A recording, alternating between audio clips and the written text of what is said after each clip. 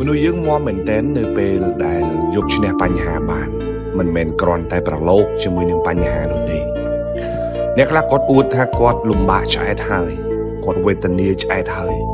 តែបើសួរថាមានវិធីសាស្ត្រយកឈ្នះអាភាពលំបាកវេទនានឹងអត់មានទេឥឡូវនៅតែលំបាកដដែលហើយគាត់យកអាបបពិសោធន៍ធ្លាប់ជួបការលំបាកហ្នឹង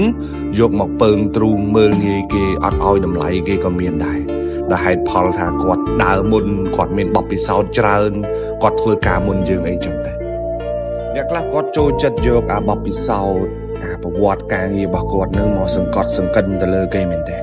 គាត់ធ្វើការមុនគាត់មានបបពិសោធន៍ច្រើនជាងគាត់ដើរច្រើនជាង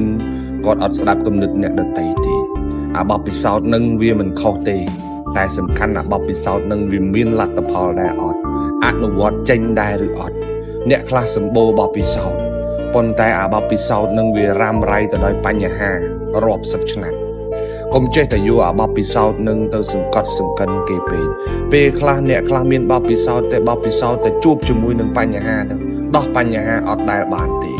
ទទួលគំនិតរបស់គេស្ដាប់គំនិតរបស់គេខ្លះទៅក៏មិនអីដែរសម័យកាលខុសគ្នាពេលខ្លះបបពិសោធន៍នឹងវាហួសដលេក៏មានដែរជីវិតយើងអ្នកណាក៏ធ្លាប់ជួបការលំបាកដែរអ្នកណាក៏ធ្លាប់ជួបបញ្ហាដែរអ្នកណាក៏ធ្លាប់ប្រឈមជាមួយនឹងបញ្ហាដែរប៉ុន្តែរឿងដែលសំខាន់តើយើងប្រឈមជាមួយនឹងបញ្ហានឹងបានកម្រិតណាយើងយកឈ្នះបញ្ហានឹងបានកម្រិតណាមនុស្សមានគុណភាពពិតប្រាកដមិនមែនគ្រាន់តែដើរជួបបញ្ហាទេគឺគេដោះបញ្ហាគេរៀនពីបញ្ហាហើយគេអត់សាងបញ្ហាបន្ថែមទៀតទេ